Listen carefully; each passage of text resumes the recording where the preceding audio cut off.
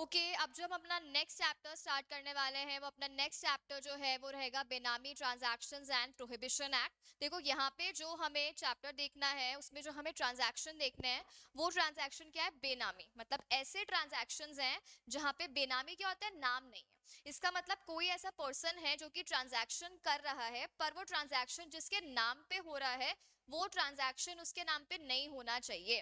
जैसे for example मान लो अपने पास दो लोग हैं ए और बी। ए जो पर्सन है उसके पास खूब पैसा है, ठीक है। अभी उसका एक नौकर है बी नाम का। तो जो ए पर्सन है उसके पास वो पैसा कौन सा, ब्लैक मनी। आपको याद होगा अभी अपन ने लास्ट चैप्टर जो पढ़ा है अपना पीएमएलए, तो पीएमएलए में हमने बात की कि इंसान के पास बहुत सारा ब्लैक मनी होता है जिसको व्हाइट में कन्वर्ट करता है, ठीक है। उसके पास ब्लैक मनी है तो अभी वो क्या कर रहा है, खुद के नाम से इन्वेस्ट करेगा तो पकड़ा जाएगा। इसीलिए वो क्या करता है, एक अपने नौकर के नाम पे, अपने सर्वेंट के नाम पे एक प्रॉपर्टी परचेज करता है जिसमें पैसा किसने लगाया है, उस ओनर ने लगाया है। मतलब जो यहाँ पे मालिक है उसने लगाया है।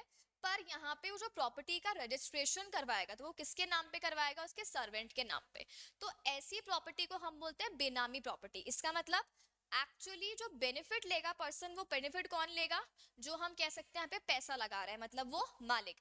पर किसके नाम पे करवाया रजिस्ट्रेशन, हमने हमने वो रजिस्ट्रेशन करवाया किसके नाम पे, सर्वेंट के नाम पे, ठीक है। लेकिन पैसा कौन लगा रहा है, वो ओनर जो मालिक है वो लगा रहा है। तो क्या ये ट्रांजैक्शन सही है, जो पैसा लगा रहा है उसके नाम पे प्रॉपर्टी होती है अपनी, लेकिन ये ट्रांजैक्शन कैसा है, बेनामी। तो लोग क्या करते हैं यहाँ पे अपने ब्लैक मनी को छुपाने के लिए वो जनरली प्रॉपर्टी में इन्वेस्ट कर देते हैं। तो क्या ये ट्रांजैक्शन सही है क्या, नहीं। इसीलिए इसके लिए हमने एक एक्ट बनाई है जहां पर हम बेनामी ट्रांजैक्शंस को क्या करेंगे, प्रोहिबिट करेंगे। आपको याद होगा हमने क्लास में इसके रिगार्डिंग बहुत सारे एग्जाम्पल्स भी लिए थे, तो वो ये सारे एग्जाम्पल्स आपको यहाँ पे दिख जाएंगे। चलो इसके बाद में अगर हम स्टार्ट करें तो सबसे पहले जो डेफिनेशंस हमें देखनी है, तो सबसे पहले कौन सी अपनी बेनामी प्रॉपर्टी की। तो बेनामी प्रॉपर्टी क्या है, ऐसी प्रॉपर्टी जो बेनामी ट्रांजैक्शन में इन्वॉल्व हो रही है उस प्रॉपर्टी को हम बोलेंगे, ठीक है। देन अगर हम बात करें तो प्रॉपर्टी यहाँ पे टैंजिबल भी आएगी, इंटैंजिबल भी आएगी, मूवेबल भी आएगी, इमूवेबल भी आएगी। और हमने क्राइम का कोई प्रोसीड, जैसे हमने लास्ट टॉपिक में भी बात की थी पीएमएलए में कि हमने प्रोसीड्स ऑफ क्राइम से कोई प्रॉपर्टी खरीदी है तो वो भी यहाँ पे कवर हो जाएगी, ठीक है। इसके बाद में अगर हम लोग नेक्स्ट बात करें तो यहाँ पे क्या बोला, बेनामी ट्रांजैक्शन। अब किस किस ट्रांजैक्शन को हम बेनामी बोलेंगे, तो अभी एक तो हमने जो एग्जांपल पढ़ा कि यहाँ पे पर्सन जो पैसा लगा रहा है वो कोई और है, जिसके नाम पे हम वो काम कर रहे हैं वो कोई और है। या ऐसा ट्रांजैक्शन हमने किया जो किसी फिक्टिशियस नेम पे किया, मतलब किसी ऐसे पर्सन के नाम पे जो पर्सन एग्जिस्ट ही नहीं करता है, ठीक है। इसके अलावा क्या बोला है, जिस पर्सन के नाम पे हमने प्रॉपर्टी खरीदी उसको पता ही नहीं है, आपने सर्वेंट के नाम पे परचेज कर ली, उसको आते पते ही नहीं है भी मेरे नाम पे प्रॉपर्टी मैंने तो कभी खरीदी ही नहीं है, कैसे आ गई। तो वो सारी चीजें हैं। और इसके अलावा क्या बोला है यहाँ पे कि जो पर्सन कंसिडरेशन दे रहा है प्रॉपर्टी के लिए वो पर्सन ही क्या है, फिक्टिशियस है। अल्टीमेटली कोई ना कोई पर्सन अनआइडेंटिफाइड है, नोन नहीं है। तो ऐसी ट्रांजैक्शन को हम क्या बोलेंगे यहाँ पे, बेनामी। लेकिन यहाँ पे क्या बोला, कुछ कुछ एक्सेप्शंस है। अब जैसे अगर हम लोग बात करें तो क्या होता है, जैसे HUF होती है अपने हिंदू अनडिवाइडेड फैमिली, उसके पैसे को यूज करके हम प्रॉपर्टी खरीद रहे हैं। पर प्रॉपर्टी यूज कौन कर रहा है, कर्ता यूज कर रहा है, को पार्टनर्स यूज कर रहे हैं, क्या वो चलता है क्या, वो सब चीजें अलाउड है। या फिर जैसे हम बात करते हैं तो एक होता है ट्रस्टर, एक होता है ट्रस्टी। अब जो ट्रस्टर है वहां पे उसने क्या किया, प्रॉपर्टी खरीदी, पर उसको मैनेज कौन कर रहा है, ट्रस्टी। तो वो भी चीज अलाउड है, बिना ट्रांजैक्शन में नहीं आएगी। इसके अलावा अगर कोई पर्सन है वो अपने स्पाउस के या चाइल्ड के नाम पे प्रॉपर्टी खरीद रहा है और पैसे वो खुद दे रहा है तब भी चलेगा। या फिर वो पर्सन जो है वो अपने ब्रदर, सिस्टर या असेंडेंट या डिसेंडेंट के नाम पे खरीद रहा है तो भी चलेगा। लेकिन यहाँ पे क्या सिचुएशन होनी चाहिए कि आप जॉइंट होल्डर होने चाहिए उस प्रॉपर्टी में, ठीक है। फिर आता है अपना बेनामीदार। बेनामीदार कौन है, जिसके नाम पे हमने प्रॉपर्टी रजिस्टर करवाई है। और बेनिफिशियल ओनर जो बंदा पैसे दे रहा है, मतलब अल्टीमेटली जो बंदा उस प्रॉपर्टी का बेनिफिट लेने वाला है उसे हम क्या बोलेंगे, बेनामीदार। इसके बाद क्या बोला है, ट्रांसफर तो एकदम सिंपल है, किसी और के नाम पे आप उसको कर रहे हो। चलो अब यहाँ पर क्या बोला, ये जो एक्ट है ये बेनामी ट्रांजैक्शन को अलाउ करती है, प्रोहिबिट करती है। ये एक्ट प्रोहिबिट करने के लिए बनी हुई है। तो यहाँ पे क्या बोला कि जो भी लोग बेनामी ट्रांजैक्शन में इन्वॉल्व हैं उन सबके ऊपर क्या आ जाएगी, पेनल्टी आ जाएगी। और ये अमेंडमेंट के बाद हमें पेनल्टी गिवन है, ये आपको लर्न करनी होगी, ठीक है। इसके बाद क्या बोला है कि जैसे जो रियल ओनर है यहाँ पे, क्या वो पर्सन वापस से बोल सकता है कि ठीक है अभी तुम वापस प्रॉपर्टी मेरे नाम पे ट्रांसफर कर दो? तो यहाँ पे वो प्रॉपर्टी ट्रांसफर करने के लिए, जैसे मान लो जो सर्वेंट था अभी प्रॉपर्टी वो लेकर बैठ रहा है, अभी वो वापस नहीं कर रहा, क्या जो रियल ओनर है वो उसके ऊपर केस करके प्रॉपर्टी वापस रिकवर कर सकता है? नहीं, बिकॉज उसने खुद ने ही एक फ्रॉडुलेंट ट्रांजैक्शन किया है। तो ये सारी चीजें वहां पे अलाउड नहीं होंगी। जो प्रॉपर्टी है वो प्रॉपर्टी कौन कॉन्फिस्केट करेगा? सेंट्रल गवर्नमेंट कॉन्फिस्केट करेगी। आपको आपकी प्रॉपर्टी वापस नहीं मिलेगी और ना ही यहाँ पर रीट्रांसफर कर सकता है बेनामीदार वो प्रॉपर्टी को, किसको? बेनिफिशियल ओनर को। चलो इसके बाद में हम लोग आते हैं नेक्स्ट टॉपिक पे। अब देखो बेसिकली हमें प्रोसेस देखना है। तो अगर हम बात करें तो हर एक्ट में, जो हमने लास्ट क्लास में बात की थी कि जो प्रोसेस है वो एकदम सेम ही रहता है। तो प्रोसेस में अगर हम लोग देखें तो सबसे पहले अगेन जो भी एक्ट में अथॉरिटी है उसे क्या लगता होगा कि यार ये जो प्रॉपर्टी है इस पर्सन के पास में प्रॉपर्टी बेनामी प्रॉपर्टी है, तो वो उस प्रॉपर्टी को प्रोविजनली अटैच कर सकता है और मैक्सिमम कितने डेज के लिए कर सकता है? वो 180 डेज के लिए कर सकता है। उसके बाद वो क्या इशू करेगा? वो नोटिस इशू करेगा और उसके बाद वहां पर जो है वो एडजुडिकेटिंग अथॉरिटी को इंटीमेट करेगा। क्या इंटीमेट करेगा? कि ऐसे ऐसे पर्सन है और इसकी प्रॉपर्टी क्या है? बेनामी। अभी जो एडजुडिकेटिंग अथॉरिटी है वो नोटिस देगी सबको, बेनामीदार को, बेनिफिशियल ओनर को, कि आप शो कॉज करो कि क्यों आपकी प्रॉपर्टी बेनामी प्रॉपर्टी नहीं है। फिर वो लोग अपना रिप्लाई फाइल करेंगे। रिप्लाई फाइल करके वो चेक करेगा जो एडजुडिकेटिंग अथॉरिटी है, अगर लगता है कि प्रॉपर्टी बेनामी है तो फिर कॉन्फिस्केशन हो जाएगा और property will vest in CG. अगर लगता है कि प्रॉपर्टी बेनामी नहीं है तो हम उसको प्रॉपर्टी को वापस से उस पर्सन को क्या कर देंगे? रिटर्न कर देंगे। तो प्रोसेस आपका जो है वो एकदम सेम ही रहने वाला है। प्रोसेस में एज सच कोई प्रॉब्लम नहीं होगी आपको। अच्छा इसके बाद यहाँ पर हमें बता रखा है कि जो हम यहाँ पे नोटिस भेजेंगे वो नोटिस किस किस के नाम पे देंगे? इंडिविजुअल के खुद के नाम पे जाएगा, फर्म है तो पार्टनर के नाम पे जाएगा, एचयूएफ है तो कर्ता के नाम पे जाएगा, कंपनी है तो प्रिंसिपल ऑफिसर के नाम पे जाएगा, और जो इंडिविजुअल नहीं है तो जो पर्सन कंट्रोल कर रहा है उसके नाम पे वो जाएगा। एंड देन हमें यहाँ पे ऑफेंसेस एंड पेनल्टीज गिवन है। तो यहाँ पर बेसिकली हमें क्या बात पढ़नी है कि अलग अलग ऑफेंसेस के लिए अलग अलग आपके ऊपर क्या क्या पेनल्टीज लगती है। देखो पेनल्टीज अगर आपको याद हो जाती है तो वेल एंड गुड, अगर आपको याद नहीं होती है तो ठीक है, एक दो जो इंपॉर्टेंट है वो आप देख लेना, बाकी आप क्या लिख सकते हो? As may be prescribed.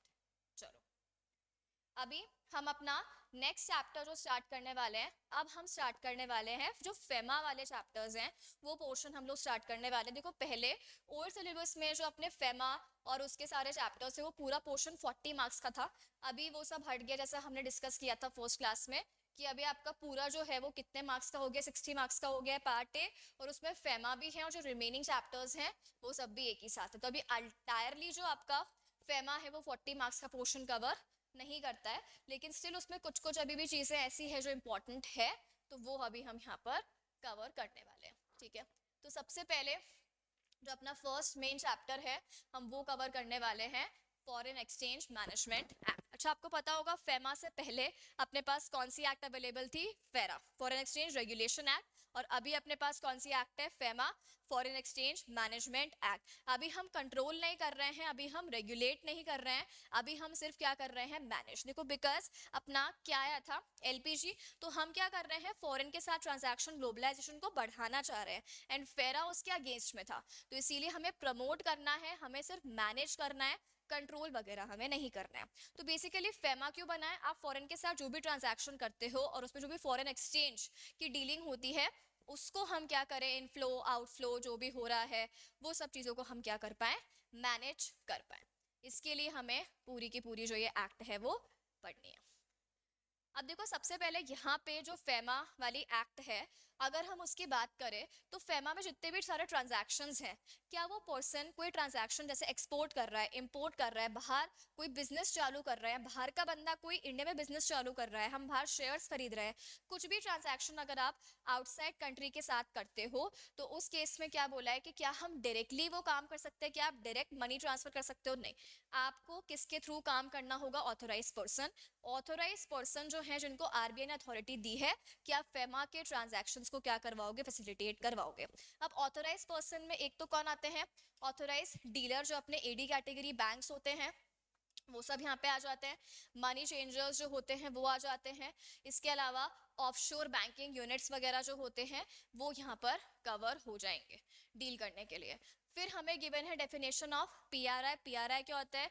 Person resident in India. और एक होता है PROI which is person resident outside India. तो अब देखो यहाँ पे हमें कैटेगरी वाइज गिवन है कि इंडिविजुअल जो है उसमें कौन कौन आएंगे और अदर देन इंडिविजुअल है तो उसमें कौन कौन आएंगे। तो अगर हम बेसिक बात करें तो जो इंडिया में प्रीवियस ईयर में 182 डेज से ज्यादा रहा होगा उसको हम क्या बोलेंगे? यहाँ पे पीआरआई बोल देंगे। लेकिन कोई पर्सन अगर इंडिया के, यहाँ पे हम कह सकते हैं कि इंडिया के बाहर जा रहा है, क्यों?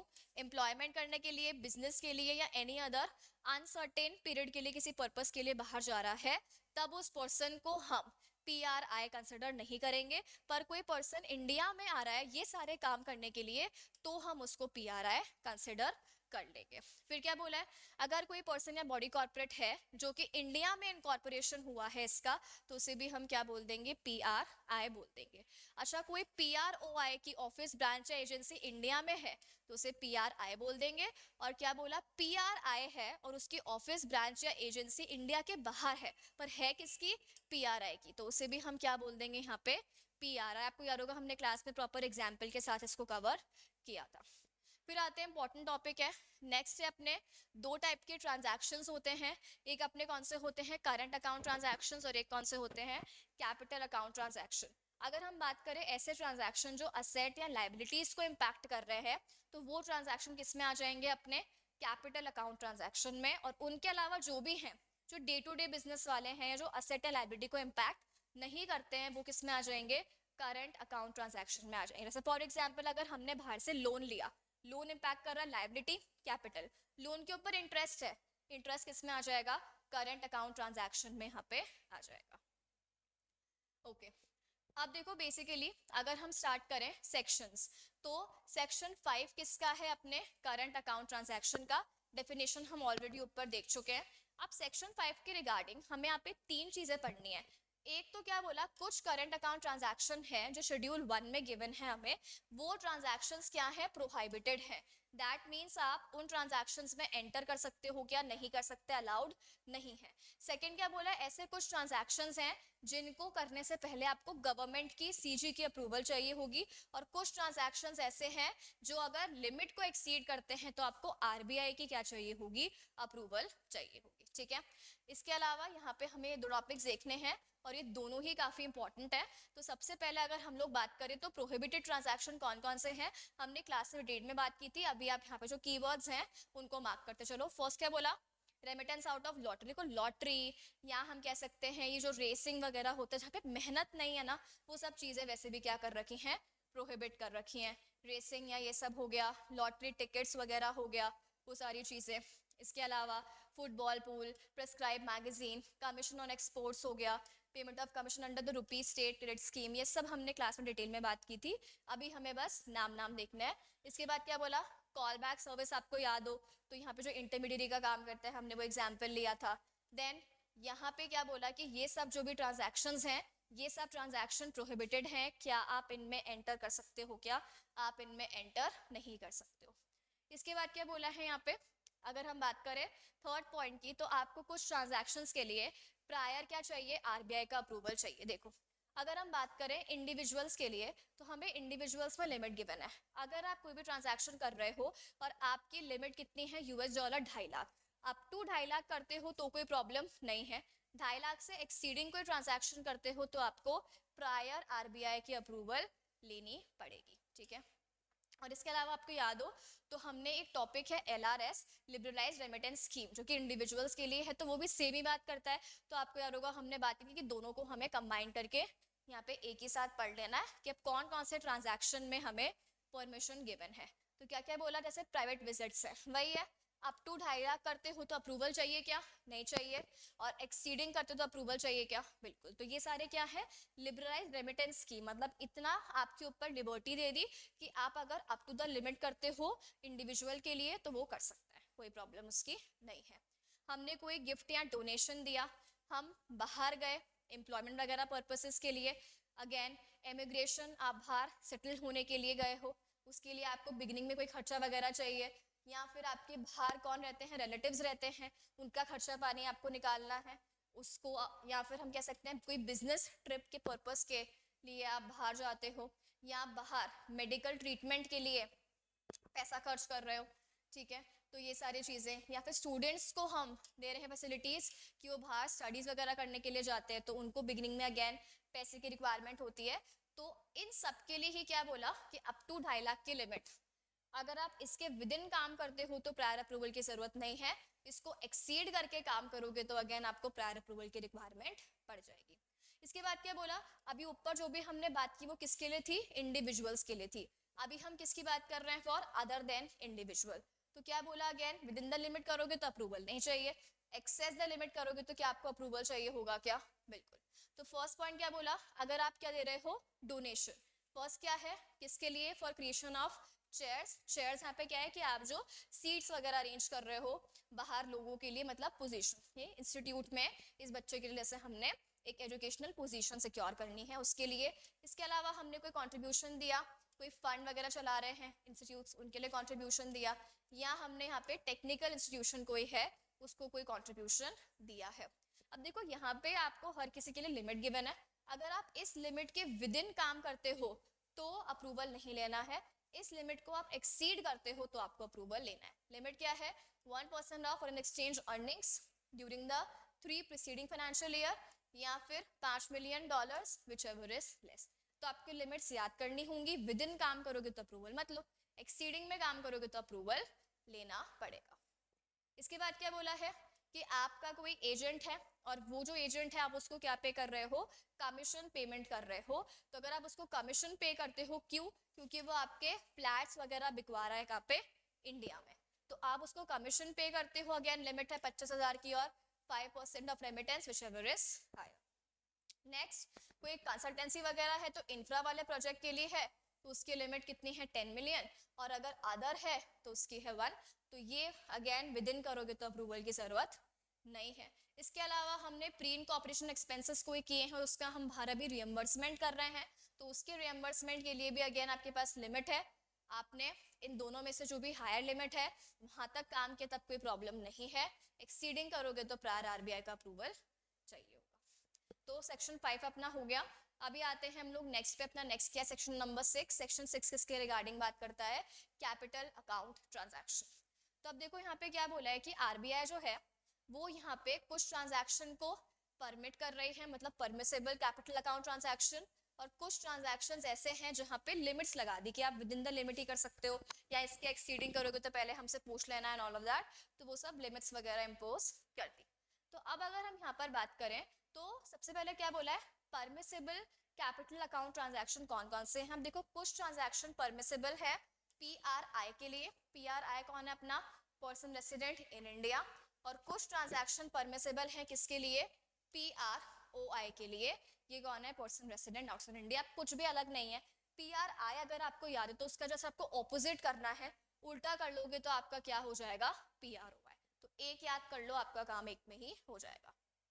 अब देखो फर्स्ट पॉइंट क्या बोला है, अगर हम कोई ट्रांजैक्शन कर रहे हैं किसमें, फॉरेन सिक्योरिटीज में आप परचेज कर रहे हो, इन्वेस्टमेंट कर रहे हो, या फॉरेन करेंसी में क्या ले रहे हो, लोन वगैरह रेस कर रहे हो, या आप इमूवेबल प्रॉपर्टी को बाहर कुछ ट्रांसफर वगैरह कर रहे हो, या आपने कोई गारंटी वारंटी इशू करी है इन द फेवर ऑफ पीआरओआई, या ना आपने करेंसी का एक्सपोर्ट इंपोर्ट या करेंसी वगैरह को आप होल्ड कर रहे हो, या फिर आपने लोन या ओवरड्राफ्ट फैसिलिटी जो है वो पीआरआई ने ली है, ऊपर क्या था, आपने लोन दिया, यहाँ पे क्या है, आपने लोन लिया।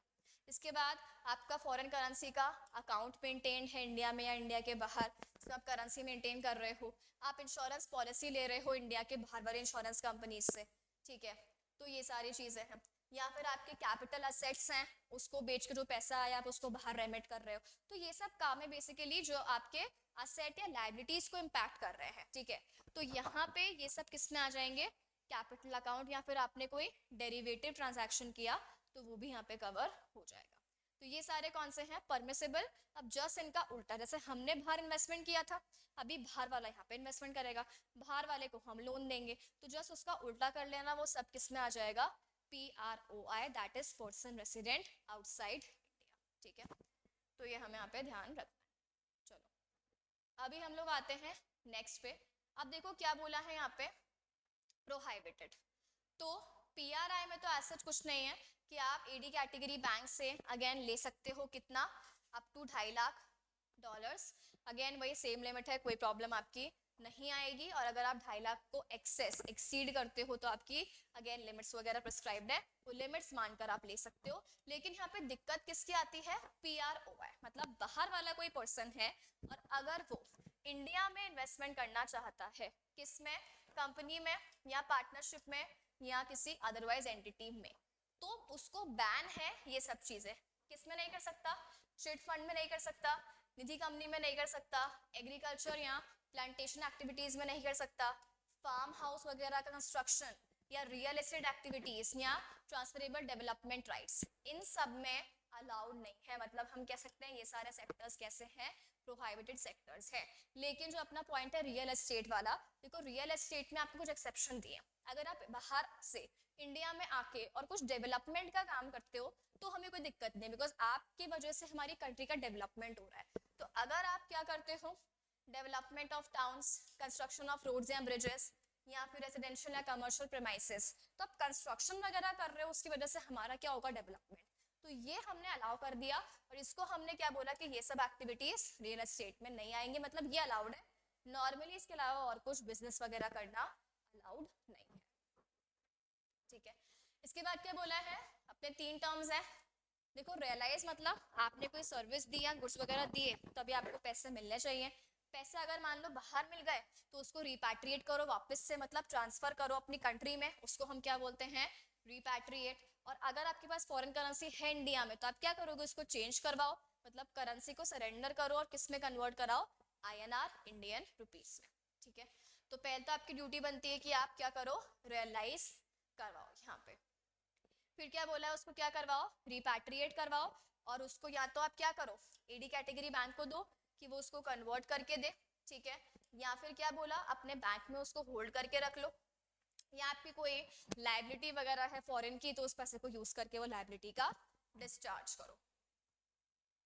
देखो फिर क्या बोला है, सरेंडर, कि यहाँ पे क्या बोला, ऐसा पर्सन जो इंडिविजुअल रेसिडेंट नहीं है उनके लिए क्या बोला कि जैसे ही आपको रिसीव हुआ 7 डेज के अंदर अंदर आप क्या करो, उसको यहाँ पे सरेंडर, मतलब करेंसी दो फॉरेन वाली और बदले में क्या ले लो, इंडियन रुपीस ले लो। कब, किस केस में लेना है, जब आपने कोई सर्विसेज वगैरह दी है या कोई लॉफुल आपकी ऑब्लिगेशन थी और उसका पैसा वगैरह रिसीव हुआ, आपने कुछ काम किया या असेट वगैरह की इनकम आई है, गिफ्ट वगैरह आया है, इनहेरिटेंस सेटलमेंट है, तो इन सारे पर्पस के लिए जो भी पैसा आया है 7 दिन के अंदर अंदर उसको क्या करो, करेंसी को सरेंडर करो और आईएनआर में चेंज करवाओ। इनके अलावा अगर कोई और पैसा आया तो उसके भी कितने डेज बोले हैं, 90 डेज आपके पास टाइम है, उसमें उसको क्या करो, आप सरेंडर करो। चलो अभी यहाँ पे आ जाओ। अब देखो क्या बोला कि अगर हम आप किसकी बात कर रहे हैं, ऊपर क्या था, अदर देन रेसिडेंट इंडिविजुअल, अभी हम किसकी बात कर रहे हैं, रेसिडेंट इंडिविजुअल की बात कर रहे हैं। तो यहाँ पे क्या बोला, अगर आपके पास फॉरेन करेंसी है in the form of currency notes या कॉइन्स होंगे या ट्रैवलर्स चेक होगा, तो 180 डेज के अंदर अंदर क्या काम करना है आपको, उसको सरेंडर करके और पैसा रिसीव कर लेना है इन आईएनआर।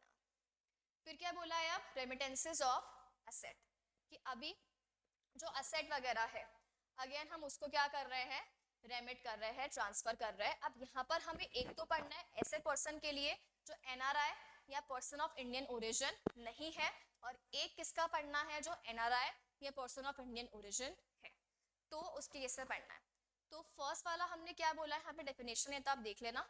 फिर क्या बोला कि अगर हम बात करें ऐसे इंडिविजुअल जो कि एनआरआई या पीआईओ नहीं है, तो उसके लिए क्या बोला कि आप क्या करोगे, इंडिया से बाहर पैसा ट्रांसफर करोगे। अब कौन कौन सा पैसा आप बाहर ट्रांसफर करोगे, फर्स्ट पॉइंट क्या बोला, अगर आपका कोई भी डिपॉजिट वगैरह है किसी कंपनी के साथ, किसी बैंक के साथ, तो अपनी कंट्री में आप वापस लेकर जा सकते हो।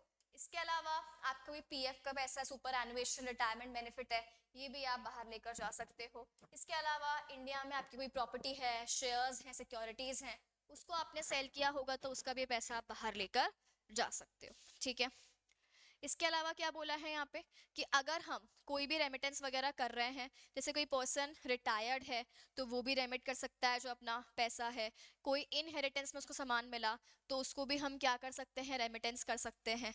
ठीक है, विडो वगैरह है, ठीक है, जिसके हस्बैंड वगैरह की डेथ हो गई है तो वो भी जो है उसकी प्रॉपर्टी वगैरह जो भी है हस्बैंड की, वो ट्रांसफर वहाँ पे कर सकती हैं। स्टूडेंट्स वगैरह हैं वो भी अगेन बाहर पैसा ट्रांसफर कर सकते हैं। तो ये सब चीज़ें किसके लिए बोली हैं, जो फॉरेन नेशनल है उसके लिए बोली है कि आप ये सब अमाउंट को बाहर रेमिट कर सकते हो, कोई प्रॉब्लम नहीं है।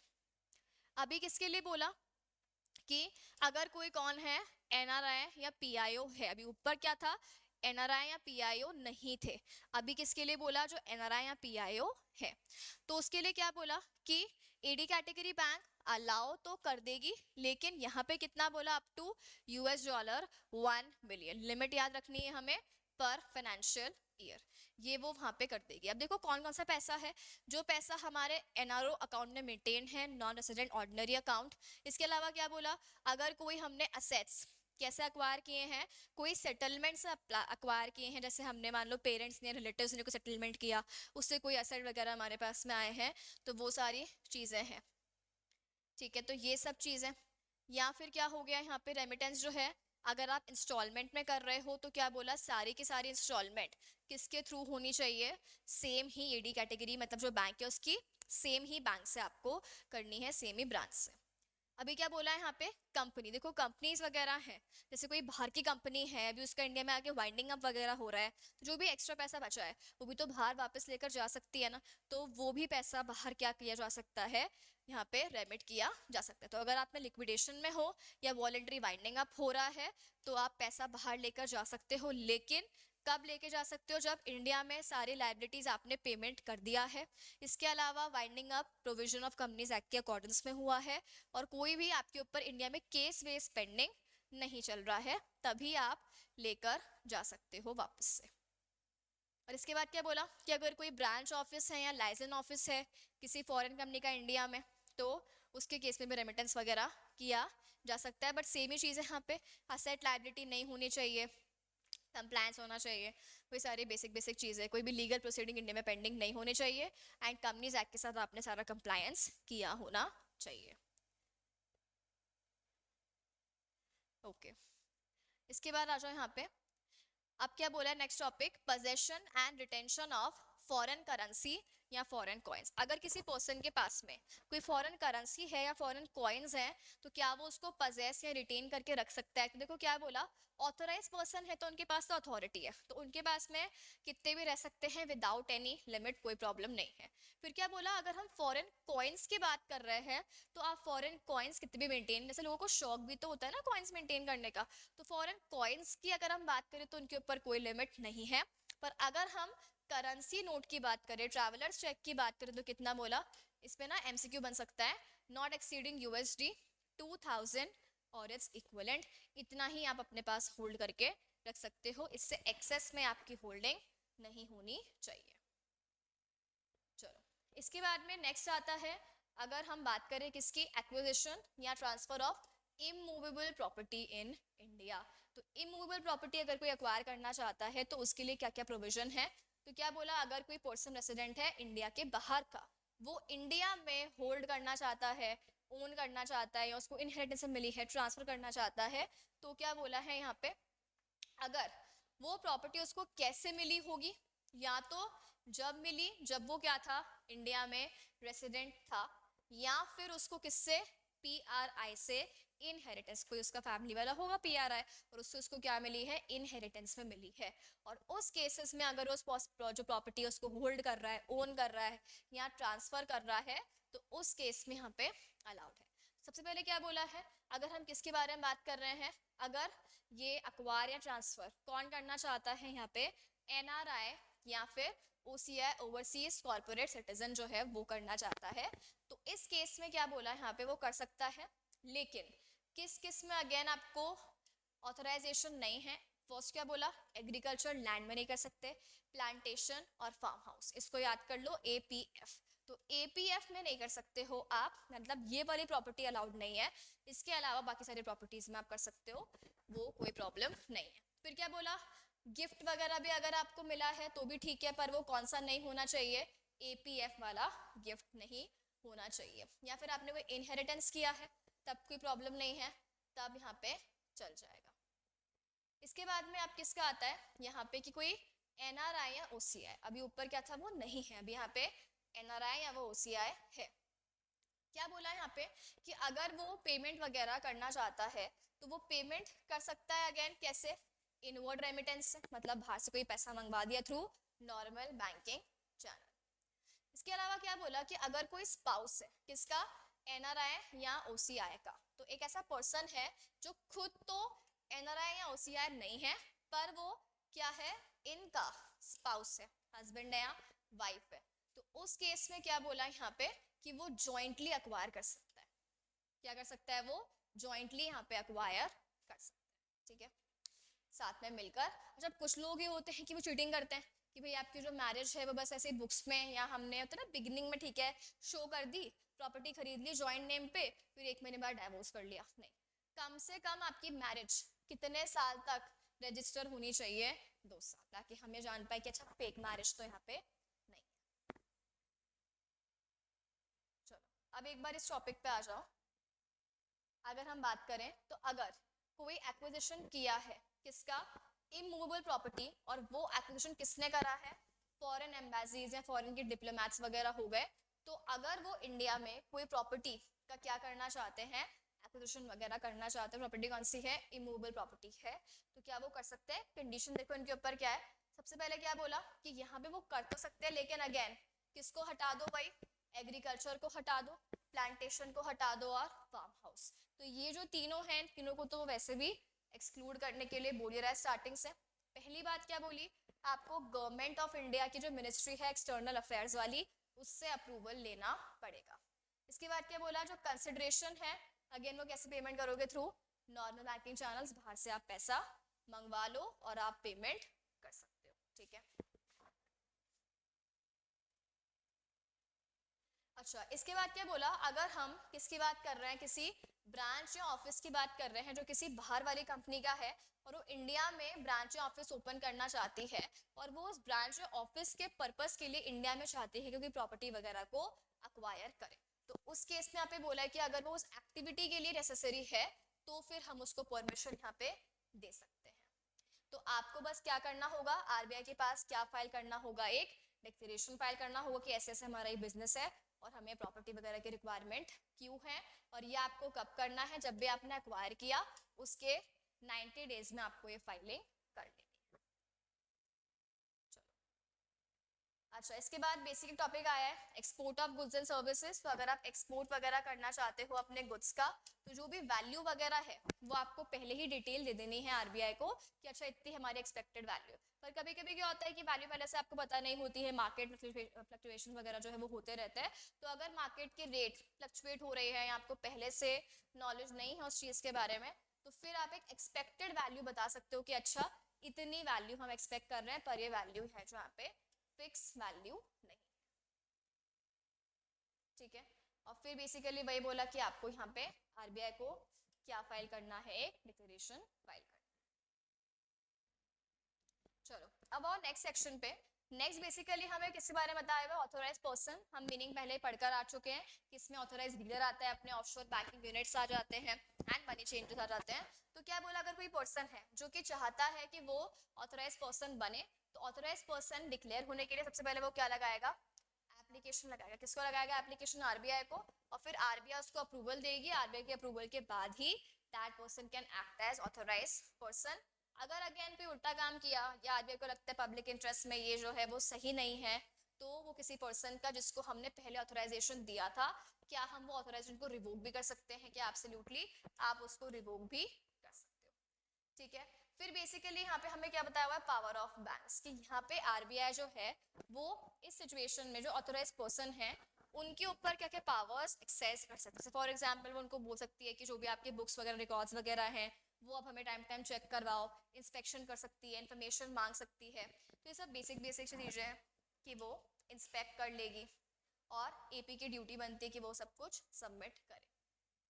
अच्छा, इसके अलावा क्या बोला कि यहाँ पे अलग अथॉरिटीज बनी हुई है और उन अथॉरिटीज से आपको दिक्कत है तो आप फर्दर एपेलेट ट्राइब्यूनल में जाके अपील भी फाइल कर सकते हो। चलो, अभी इस चैप्टर में हमें एक लास्ट टॉपिक गिवन है। पहले अगर ओल्ड सिलेबस की हम लोग बात करें तो जो अपना आरबीआई का एक अलग से चैप्टर हुआ करता था, अभी वो अलग से चैप्टर को हटा दिया गया। अभी बस 1 से 2 पेज इसी चैप्टर के साथ में इनकॉर्पोरेट कर दिए गए। तो क्या बोला है यहाँ पे, अगर हम आरबीआई की बात करें तो पहले तो आरबीआई का मीनिंग सब लोगों ने बीकॉम में पढ़ा होगा। आरबीआई जो है मतलब बैंकिंग जो अपना पूरा सब्जेक्ट आता है पूरा समझाते हैं उसमें कि बैंक वगैरह क्या करती है, आरबीआई के क्या फंक्शन होते हैं। तो पहले तो आपको पूरा दे देना है कि आरबीआई अपनी सेंट्रल बैंक है, बैंक्स वगैरह जो है उसको गवर्न करती है।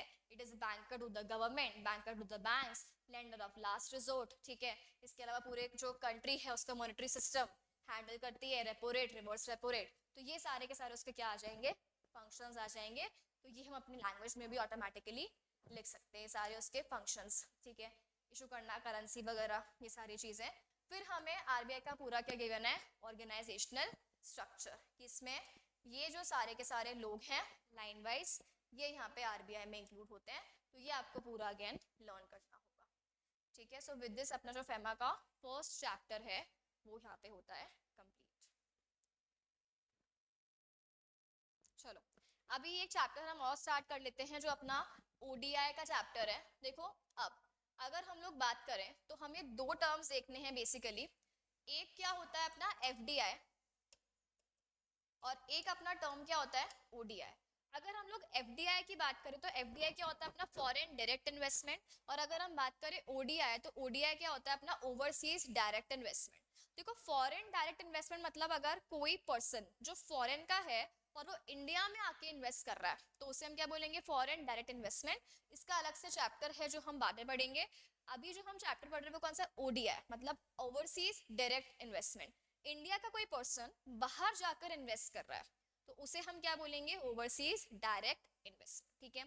अब यहाँ पर हमें सब पढ़ना है कि ओवरसीज डायरेक्ट इन्वेस्टमेंट क्या है। एक हम टर्म पढ़ेंगे overseas portfolio investment, overseas investment क्या होता है, फाइनेंशियल कमिटमेंट क्या होता है। तो ये सारे अलग अलग टर्म्स बेसिकली हमें इस चैप्टर में कवर करने हैं, ठीक है। देखो, अब अगर हम लोग बात करें ओडीआई की तो जैसा हमने बात की कि कोई इंडियन पार्टी, इंडियन एंटिटी अगर वो इन्वेस्टमेंट कर रही है और वो इन्वेस्टमेंट कहाँ कर रही है, किसी फॉरेन की एंटिटी में इन्वेस्टमेंट कर रही है, और वो ये इन्वेस्टमेंट आइदर किस फॉर्म में कर रही है, या तो in the form of joint venture या फिर in the form of wholly owned subsidiary कर रही है। अब कैसे करोगे आप, जैसे अगर कोई कंपनी अनलिस्टेड कंपनी है तो अनलिस्टेड कंपनी है तो आप उसके क्या परचेज करोगे, आप क्या कर रहे हो, डायरेक्ट इन्वेस्टमेंट कर रहे हो तो आपको उसके क्या परचेज करना है, शेयर होल्डिंग परचेज करनी है, ठीक है। और एक और चीज याद रखना, जैसे हम बात कर रहे थे तो एक तो अपना होता है डायरेक्ट इन्वेस्टमेंट और एक होता है पोर्टफोलियो। अगर हम डायरेक्ट इन्वेस्टमेंट की बात करें इसका मतलब आपका इंटेंशन लॉन्ग टर्म इन्वेस्टमेंट का है, ना कि ट्रेडिंग का, ठीक है। पोर्टफोलियो का मतलब क्या होता है, आपका इंटेंशन जो है वो इन्वेस्टमेंट या कंट्रोल लेने का इंटेंशन नहीं है, आपका इंटेंशन ट्रेडिंग है, परचेज एंड सेलिंग, कि प्रॉफिट अगर दिख रहा है तो आप उसको सेल करके बाहर निकल जाओ, प्राइस कम है तो परचेज कर लिया। तो portfolio investment short term trading purpose के लिए, डायरेक्ट इन्वेस्टमेंट क्यों होता है, आप लॉन्ग टर्म के लिए कर रहे हो और आपको कंट्रोल चाहिए सामने वाली एंटिटी में। तो अभी हम क्या पढ़ रहे हैं, ओवरसीज डायरेक्ट इन्वेस्टमेंट मतलब आपको कंट्रोल एस्टैब्लिश करना है। तो आप कंट्रोल कैसे लोगे, उस कंपनी की वोटिंग खरीद के, इक्विटी खरीद के। तो अनलिस्टेड कंपनी है तो आप उसका क्या परचेज करो, इक्विटी शेयर कैपिटल, या फिर आप क्या काम करो, सब्सक्राइब करो एमओए, क्योंकि एमओए के आप क्या बन जाओगे, सब्सक्राइबर मतलब अल्टीमेटली मेंबर बन गए। अनलिस्टेड, अगर हम लिस्टेड की बात करें तो लिस्टेड में अगर आपको कंट्रोल चाहिए तो कम से कम कितना परसेंट, 10% और मोर आपको किसका लेना पड़ेगा, पेड अप कैपिटल का आपको लेना होगा, ठीक है। और तीसरा क्या बोला है, आप इन्वेस्टमेंट जो है ले लो, अगर 10% से कम भी है ना पर आप कोई अग्रीमेंट कर लो जहां पर आप कंट्रोल ले लो।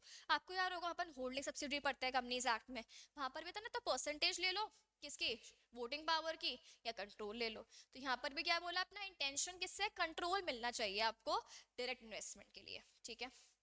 फिर क्या बोला है यहाँ पे, अब जो हमने अभी ऊपर पढ़ा इंडियन एंटिटी, उसमें कौन कौन आएंगे, कंपनी आ जाएगी, बॉडी कॉर्पोरेट आ जाएगी, एलएलपी आ जाएगी, पार्टनरशिप वगैरह आ जाएंगी। तो सब किस में कवर हो रहे हैं, इंडियन एंटिटी में कवर हो रहे हैं।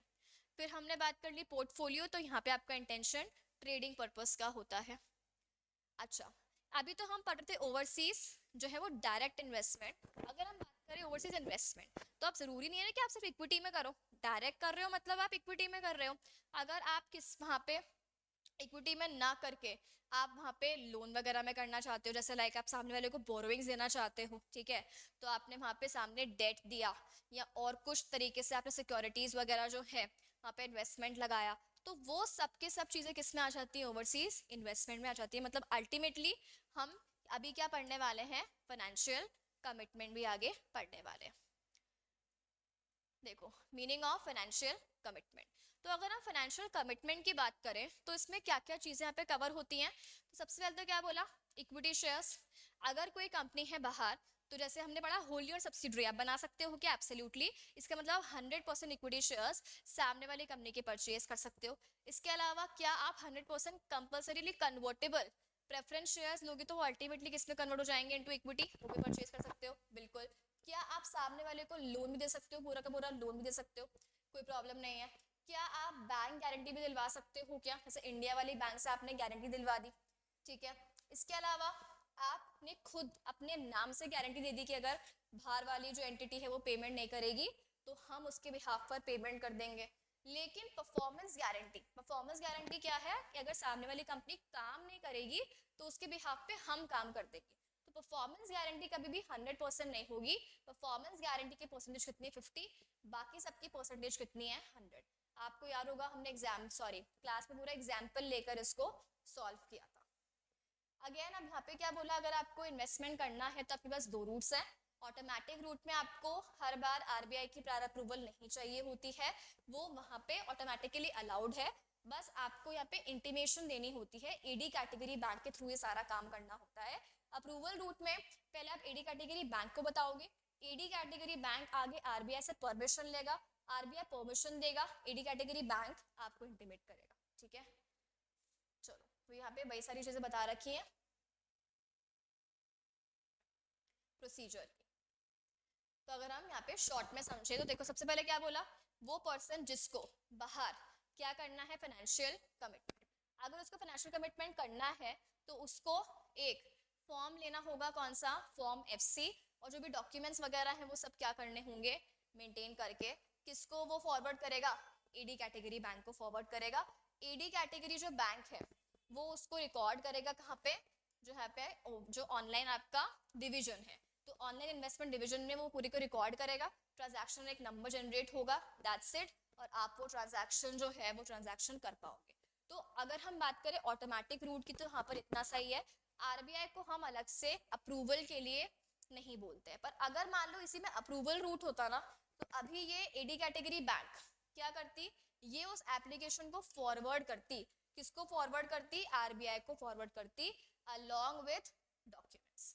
अभी आरबीआई सब कुछ चेक करता, आरबीआई सब कुछ चेक करने के बाद में यहाँ पे अगर सब कुछ ठीक लगता तो फिर वो किसको इंटीमेट करता, यहाँ पे पहले एडी कैटेगरी बैंक को इंटीमेट करता, फिर एडी कैटेगरी बैंक आगे किसको बताती, यहाँ पे जो पर्सन था जिसको इन्वेस्टमेंट करना है उसको इंटीमेट करती कि अच्छा आपको अप्रूवल मिल चुका है, ठीक है। तो हमें ये पूरा जो प्रोसेस है वो ये। अभी आ जाओ आगे। अब जैसे हमने पूरा यहाँ पे देखा था कि जो अपना पर्सन रेसिडेंट इन इंडिया है वो एडी कैटेगरी बैंक को एप्लीकेशन देगा, एडी कैटेगरी बैंक जो ऑनलाइन डिवीजन है उसमें रिकॉर्ड कर लेगी, ट्रांजैक्शन नंबर आ जाएगा। और फिर ये ट्रांजैक्शन जो नंबर है अगेन अगर अप्रूवल रूट नहीं है तो वो डायरेक्टली बता देगी, और फिर आपका क्या जनरेट हो जाएगा, यूनिक आइडेंटिफिकेशन नंबर। और फिर हम क्या कर पाएंगे अपना इन्वेस्टमेंट। अगर अप्रूवल रूट होता तो पहले आरबीआई से अप्रूवल लेते और फिर हम ये पूरा किसको इंटीमेट करते, उस पर्सन को, और उसका क्या जनरेट हो जाता है, यूनिक आइडेंटिफिकेशन। मतलब बेसिकली पूरा प्रोसेस सेम है। एक एडिशनल स्टेप क्या हो जाएगा कि एप्लीकेशन आप किसको फॉरवर्ड कर रहे हो, वो एप्लीकेशन आप फॉरवर्ड कर रहे हो किसको, आरबीआई को। बाकी पूरा प्रोसेस एकदम सेम। अब देखो क्या बोला है यहाँ पे कि किसी किसी केसेस में हमें सेंट्रल गवर्नमेंट की भी क्या चाहिए होगी, सेंट्रल गवर्नमेंट की भी हमें अप्रूवल चाहिए होगी इन सर्टेन केसेस। तो क्या बोला है यहाँ पे सबसे पहले कि आप जो है ना वो एप्लीकेशन लगाओ। एप्लीकेशन जो लगाओगे, अगर आप यहाँ पे किस कंट्री से बिलोंग कर रहे हो, यहाँ पे या तो पाकिस्तान में आपको इन्वेस्टमेंट करना है या किसी अदर कोई स्पेसिफिक जुरिस्डिक्शन जो गवर्नमेंट ने बोल दिया कि जैसे फॉर एग्जांपल किसी कंट्री के साथ में रिलेशन हमारे मान लो अच्छे नहीं है, जैसे कोविड के टाइम पे चाइना के साथ अच्छे नहीं थे, तो गवर्नमेंट बोल सकता है कि अगर आपको पाकिस्तान में इन्वेस्टमेंट करना है या कोई जो हम बोल दें कंट्री के साथ वहां पर आपको इन्वेस्टमेंट करना है उस केस में, या हमें यहाँ पे कुछ सेक्टर्स गिवन है, अगर आपको इन सेक्टर्स में इन्वेस्टमेंट करना है। अब ये सेक्टर्स कौन कौन से हैं? Energy, natural resources, oil gas और कोल, मिनरल, स्टार्टअप। इन सब केस में एप्लीकेशन आरबीआई के पास फॉरवर्ड तो है, उसके अलावा सेंट्रल गवर्नमेंट से भी आपको क्या चाहिए होगी? अप्रूवल लेनी पड़ेगी। तो जो यहाँ पे ये वाला मैटर है, इसके लिए हमें किसकी अप्रूवल चाहिए? सेंट्रल गवर्नमेंट की अप्रूवल चाहिए, तो ही आप ये इन्वेस्टमेंट कर पाओगे, अदरवाइज नहीं कर पाओगे। अच्छा, फिर क्या बोला है? अगर मान लो जो अपना पीआरआई है वो इंडिया में कांड करके बैठा है और अभी उसको बाहर इन्वेस्टमेंट करना है, यानी वो इंडिया में क्या है, या तो उसका एनपीए है, मतलब नॉन परफॉर्मिंग एसेट, लोन वोन लिया, ड्यू डेट आ गई, ड्यू डेट के बाद 90 डेज हो गए, पेमेंट नहीं कर रहे हो, तो क्या बन जाएगा आपका अकाउंट? एनपीए। या आप क्या हो? विलफुल डिफॉल्टर, पेमेंट ही नहीं कर रहे हो आप, ठीक है। या फिर आपके ऊपर क्या चल रही है? इन्वेस्टिगेशन वगैरह चल रही है। तो अगर इनमें से कोई भी चीज हो रही है तो उस सिचुएशन में क्या बोला कि पहले आप क्या लोगे? एनओसी। एनओसी क्या होता है? No objection certificate. पहले आप एनओसी लोगे, उसी के बाद आप क्या कर सकते हो? फाइनेंशियल कमिटमेंट कर सकते हो। अदरवाइज अलाउड है क्या? अदरवाइज अलाउड नहीं, ठीक है। अभी आ जाओ नेक्स्ट। अब क्या बोला है? Mode of payment. इसका मतलब अगर हम लोग बाहर इन्वेस्टमेंट करना चाहते हैं, ओडीआई करना चाहते हैं, तो हम किस किस तरीके से पैसा पेमेंट, क्योंकि ऑब्वियसली बात है आप बाहर इन्वेस्टमेंट करोगे तो पैसे की रिक्वायरमेंट तो होनी ही है आपको, तब आप किस किस तरीके से जो है बाहर पेमेंट कर सकते हो। तो फर्स्ट क्या बोला है? सबसे पहले तो क्या बोला? ईडी कैटेगरी बैंक के पास डायरेक्टली जाओ और उनसे क्या मांग लो? एक्सचेंज, मतलब अपने आईएनआर को कन्वर्ट कर लो और उनसे फॉरेन करेंसी आप डायरेक्टली ले लो।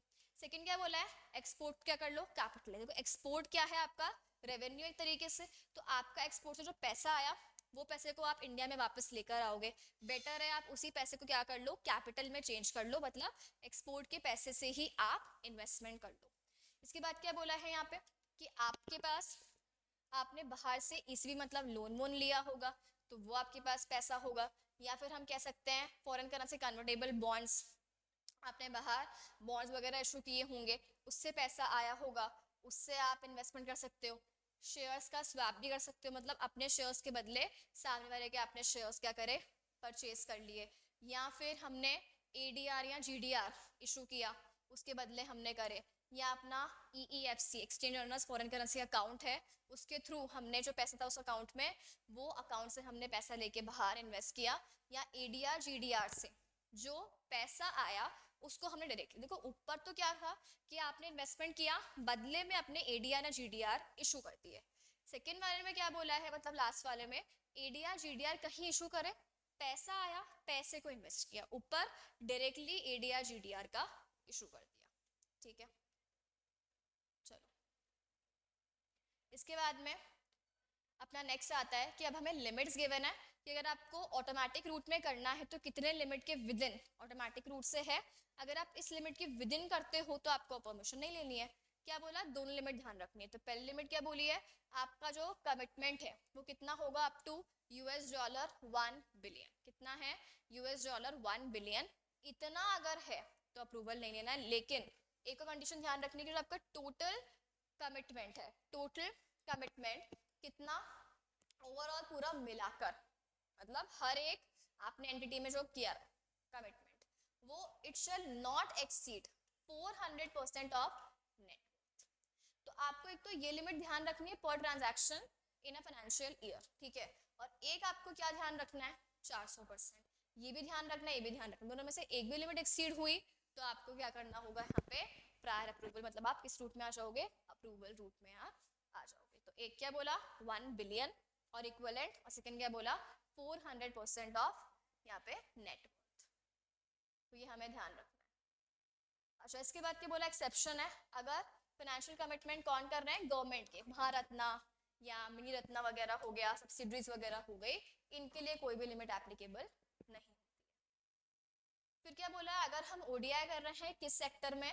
फाइनेंशियल सर्विस वाले सेक्टर में। तो क्या बोला? अगर कोई एंटिटी जैसे इंडिया में बैंक वगैरह है, मतलब इंडिया में वो ऑलरेडी फाइनेंशियल सेक्टर में इन्वॉल्व है और वो किसी बाहर की एंटिटी में इन्वेस्टमेंट करना चाहती है और वो एंटिटी भी किसमें इन्वॉल्व है, फाइनेंशियल सर्विसेज वगैरह में इन्वॉल्व है, तो आप यहाँ पे कर सकते हो। पहली बात आपको कंडीशन माननी पड़ेगी, क्या बोला फर्स्ट पॉइंट, कि जो इंडियन एंटिटी है पिछले 3 साल में आपके प्रॉफिट होने चाहिए, ठीक है, आपकी खुद के तो लॉस है और बाहर चले हो आप इन्वेस्टमेंट करने अलाउ नहीं किया जाएगा। सेकेंड क्या बोला है यहाँ पे, आप प्रॉपर्ली जैसे अपनी बैंक है तो बैंक रजिस्टर्ड होनी चाहिए किसके पास में, आरबीआई के पास में, तो आपका रजिस्ट्रेशन इंडिया में प्रॉपर्ली होना चाहिए, ठीक है।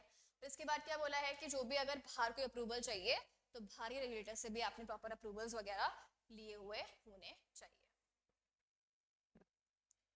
और फिर क्या बोला कि मान लो कोई अपनी इंडियन एंटिटी है जो इंडिया में फाइनेंस का काम नहीं कर रही है, कोई नॉर्मल काम कर रही है, पर बाहर वो इन्वेस्टमेंट कर रही है, और बाहर वो कहाँ पर इन्वेस्टमेंट कर रही है, फाइनेंस सेक्टर में इन्वेस्टमेंट कर रही है, कर सकती है। पहली बात किसमें अलाउड नहीं है, बैंकिंग और इंश्योरेंस में अलाउड नहीं है, और दूसरा कर तो सकती है लेकिन नेट प्रॉफिट होना चाहिए, अगेन वही, मतलब बाकी की 2 कंडीशन नहीं गिवन है, बस यहाँ पे आपको एक कंडीशन ये माननी होगी।